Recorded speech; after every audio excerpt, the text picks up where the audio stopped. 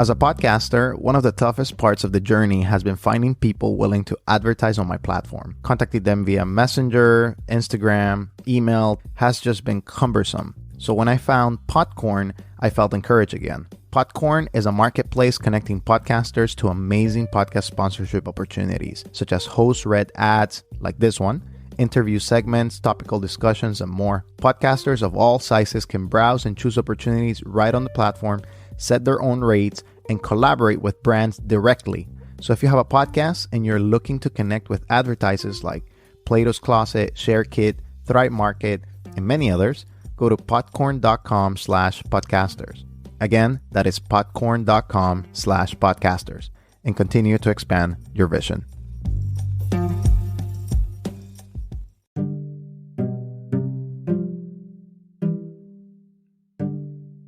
Disruptive Adventism is brought to you today by Adventology, a podcast dedicated to exploring the big questions of life and what it means to be ready for Jesus.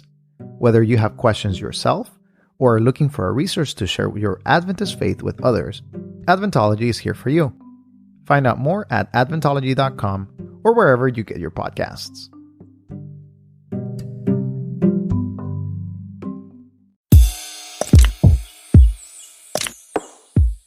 Let me tell you a fun fact about immigrants.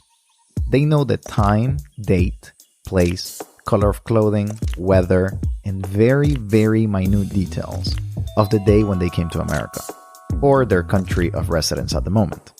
I still remember the day when I came to this country. I remember gazing at the television early that morning, watching Spider-Man, the one with Tobey Maguire. Yes, the best Spider-Man in my consideration. We can fight about that later. I remember how he jumped around the city's buildings. They were tall, the streets were clean, everything seemed so amazing. At around noon, we left my hometown and embarked on a 2-hour trip to the capital, Managua.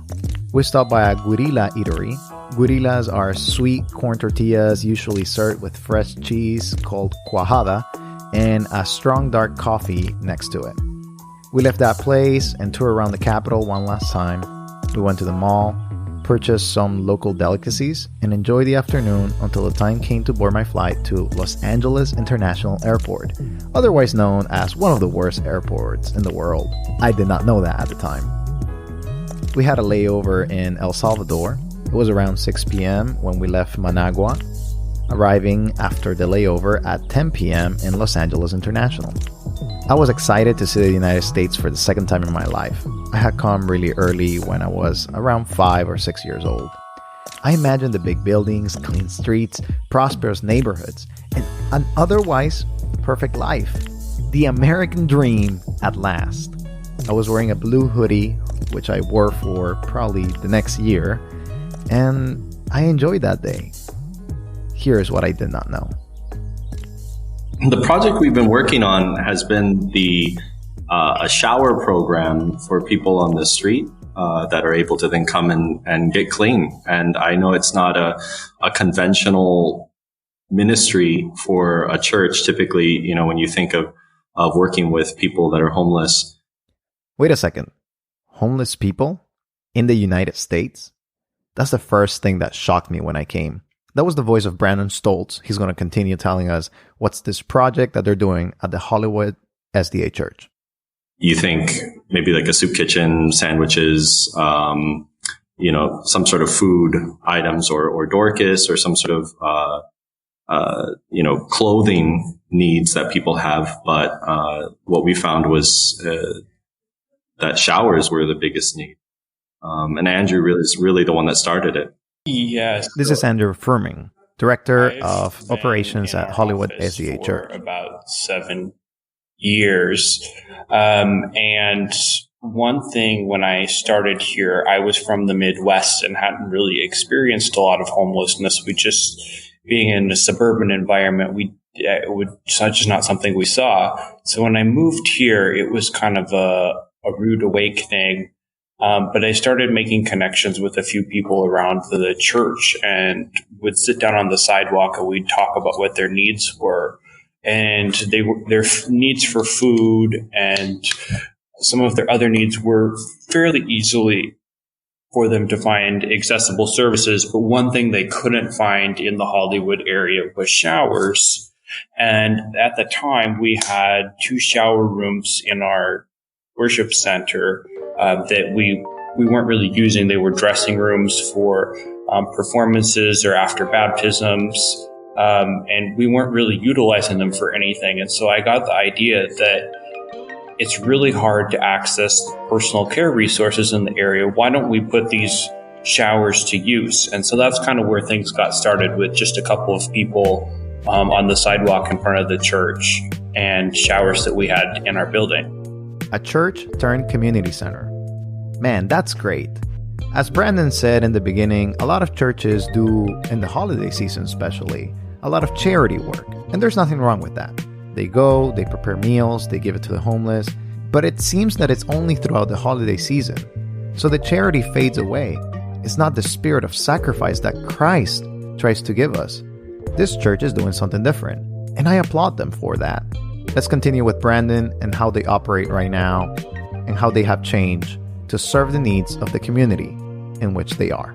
We used to run a different system altogether. It was kind of like a drop-in center. You know, you can come, put your name on the list, and your name would be called. But people ended up having to wait around all day.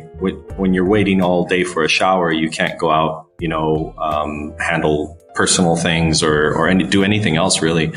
So because there was an issue with just interpersonal conflict, and we couldn't be there to supervise constantly. So Andrew came up with a text-in service where people can call, text, email, or go online and sign up for an appointment. Yeah, so with operating under a day shelter model, which is what we had initially started out doing, it started out with just a couple of people, but very quickly grew. We never did any advertising, all word of mouth, people sharing it with their friends, but that grew pretty quickly, and we had 30 or 40 people showing up every day, and we would have them in our church lobby.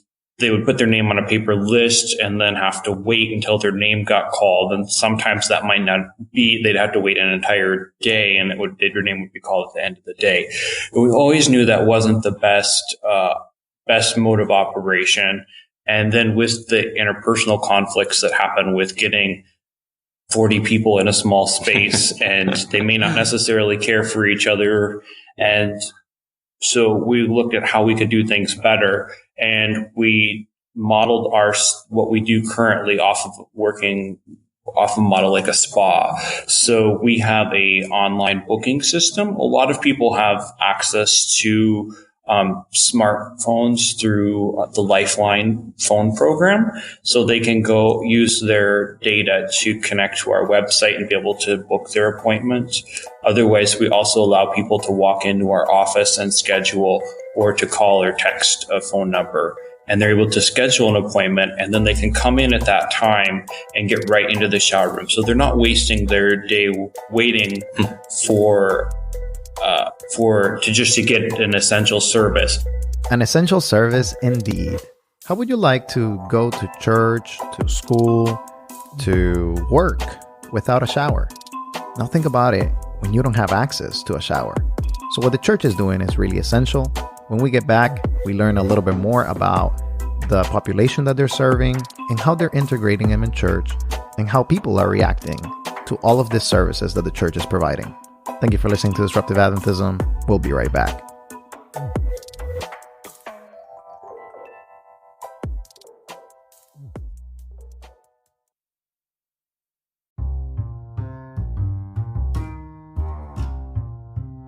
You have an idea. You want to tell it to the world, but you don't know where to start. That's where Anchor comes in. They have the tools for you to edit, produce, and record your idea right from your phone or computer. It's the easiest way to reach and grow your audience. They publish for you to Spotify, Apple Podcasts, and all major platforms.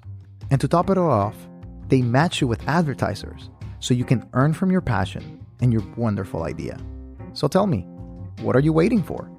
Download the Anchor app or go to anchor.fm to get started and follow your dream.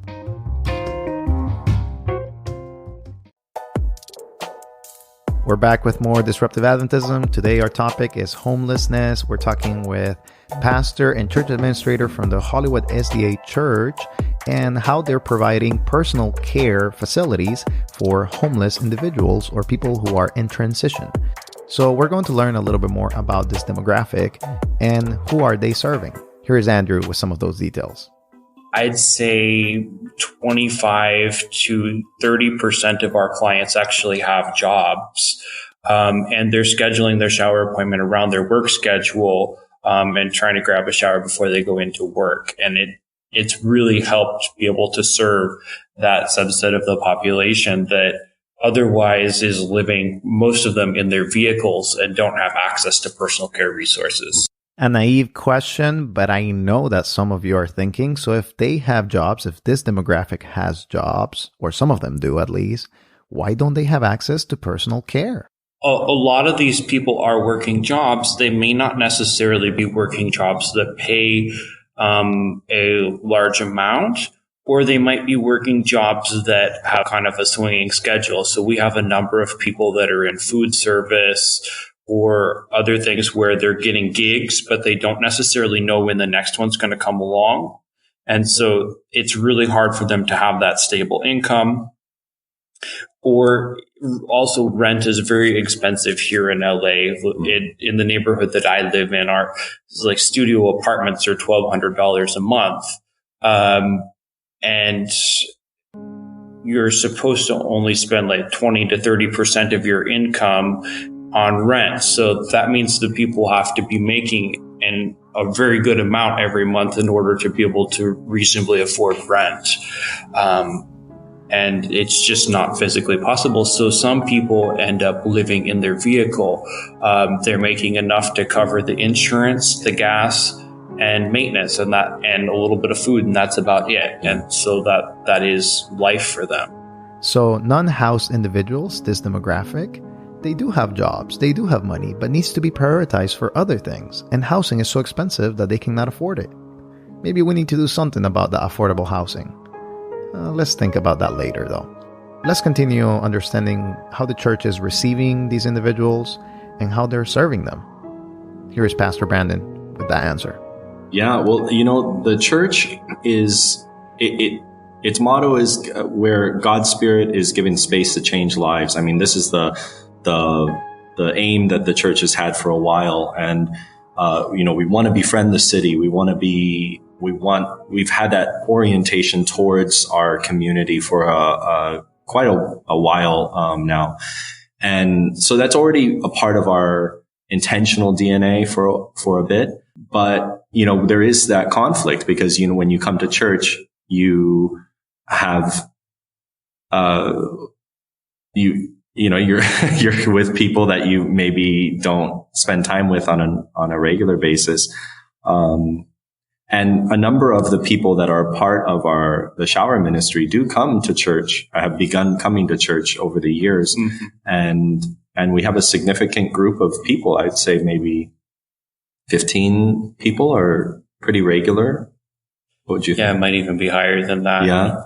That are a part of fully a part of our church community. I mean, they're volunteering, they're invested. And we had to wrestle with some of those things as a church. Like, for instance, if somebody's a part of the community, we don't have we have showers Tuesday, Wednesday, Thursday, that people can sign up for. But then the people who are volunteering, we go, you know what? If they need a shower that day, then they need a shower. And so we've been finagling that and figuring out how do we provide for the people that are thoroughly, they're not coming for showers, but they're coming to volunteer. They're part of the community genuinely. And it's pretty neat that at this point, after years of investing in people embracing this ministry, how I've even noticed in myself, and other people have commented too, that distinction between sheltered and unsheltered persons in our community, the lines are not as firm as maybe we've experienced before in our lives or in this community. And that's a beautiful thing. That's a really beautiful thing to say, like in the book of James, there's that distinction between the people who have and the people who have not has been blurred and broken down as intentionally as we can. There's issues, but it's at one. I'm so happy that we have this challenge versus arguing about what color the carpet should be, or there's other arguments that I'm very happy we don't have here. We're trying to be a community where all people are welcome around Christ, and that is a huge challenge, but we embrace that challenge. I think a number of our community are aware too that they're only one paycheck away from potentially being homeless themselves. So there really is no difference. There's no us and them. We're all together. And sure, we are able to be housed right now, but we could very well be in the same situation. And many of our clients, when we talk to them, they were at one point housed, and certain things different in different situations. It's different, but usually there's some sort of catastrophic event where they ended up homeless and they're trying to rebuild their life. Did you hear those words by Andrew and Branden? There is no us versus them. There is no rich, poor, middle class, 1% of the 1%. It's just a church community, like Jesus wanted it to be. I guess there is a degree of humility in acknowledging that there is only one step before us to not be housed. And another thing that you notice, they call them clients, not just charity work or other names that we usually use in the church. But when we get back, we get to hear more stories from this amazing ministry. And thank you for listening to Disruptive Adventism. I'll see you in just a bit.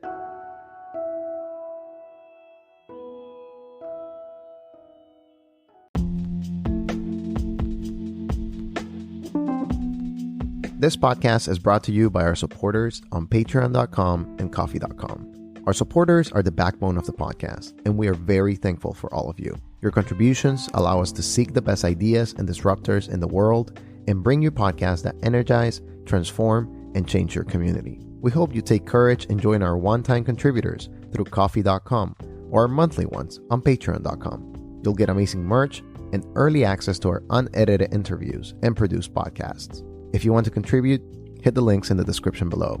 And thank you.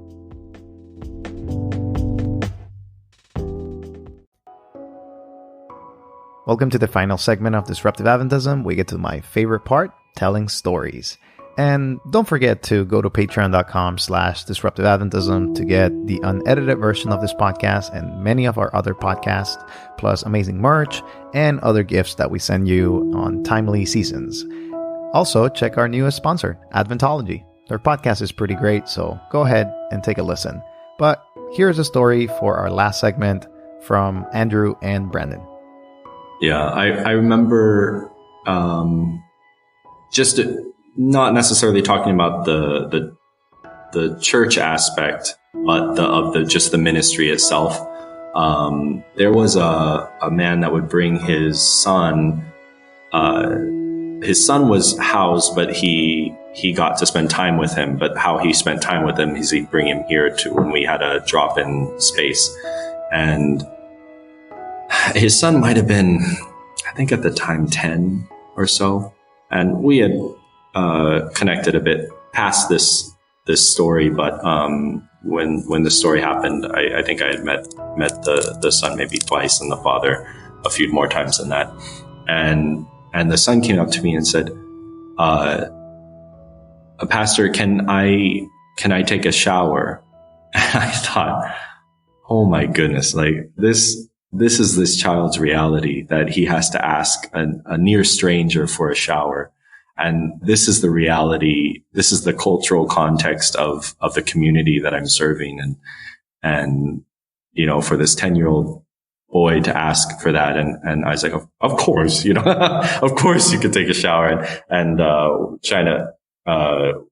we took him into the back room so he could pick out underwear and socks and things that we provide as much as we can. That's the biggest donation that we need here, because, if you can imagine, you can't do laundry very well when you're on the street, and then to slip back on the same clothes that you had on before you went in the shower that you had worn for maybe a couple days or a week.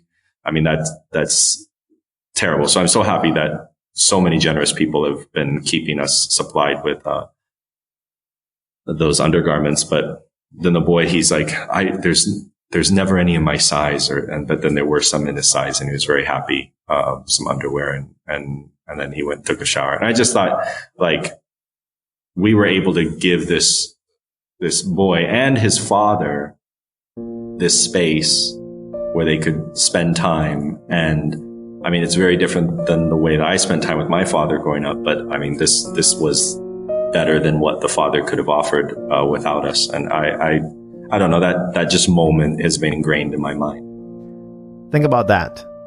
Think about how you spent time with your parents when you were a child. It's difficult to hear, but it's reality. And it's a reality that we need to start engaging with. Here's another story from the team. Yeah, there's so many stories, it's hard to pick just one. I think the story that really jumps out for me is I live not too far away from the church, and I often walk back and forth between my house and the church. And I started to notice on my walk this van, and I could tell that there was a girl and her dog living in the van. And she was pretty shy. She's a little bit mentally delayed, and so she's a little skittish around people. But something told me, she needs some services. So I slipped a note on her car and just said, "Hey, I noticed, I know you're kind of shy and you seem to close the door when people go by. You don't want people to really know that you're staying in your van. But I said, I am kind of watch for these things, and I noticed that you're staying in your van, and I happen to work at a church not far away where you can get services, and I don't know if you have access to them, so please feel free to come." And she showed up once, and then I think after that, the next time she showed up, I think she showed up with her van on the back of a tow truck. And we found out later that her van actually had stopped working, and she was sitting on the side of the street, living in it. From week to week, we have street cleaning here in LA. So on one day of the week, your side of the street, everyone has to move off that side. And her van had been broken, and she was going by grace every week, hoping that the same parking enforcement officer would be in that neighborhood and not tow her vehicle, because that was the only thing she had. So when she found a little bit of hope with the shower, she without asking, she just brought her van here because we were the only hope that she had. And it seemed like the best way of getting by. And so through that, we had a relationship with her, and we actually worked with her. And then we had have a program that we work with social work interns from Cal State LA. And the first year that we had the program, the interns came in and they were able to work with her. And in the course of the school year, they were able to take her from living in her van to being housed at the end of the school year. And if you know anything about the housing process, that's pretty incredible, because she hadn't been enrolled in anything prior to that. And then to go from, in a 9-month or 6 to 9 month period, to go from living in her vehicle to being housed is a really incredibly quick, fast track to get into housing. And so I think that was a really big boost to us to see that happen. And it was a hard transition for her too. Mm-hmm. She had support, which she didn't have to do alone. And I'm really happy that we got to be there for her. And I'm really happy too. This church is truly exemplifying what Jesus would have done with the least of these. And I hope that your church is able to do it. I hope that this podcast is prompting you to go help. Not only because it's the holiday season, but because that's what Jesus wants us to do. Thank you for listening to Disruptive Adventism. Here's the final word, and have a happy Thanksgiving. Remember the least of these. I want people that come here. A number of people that have come here, this is their first exposure to Adventism. And then, and they get to know us. And I remember one lady saying, she was talking to her mom on the phone, and she goes, she goes, I've been started coming to an Advent church. She didn't even say it right. An Advent church. And her mom says, well, I don't know what that is. And she goes, oh, neither do I. But if this is who they are, I know I am one. And so that was great that she had that perspective of our community.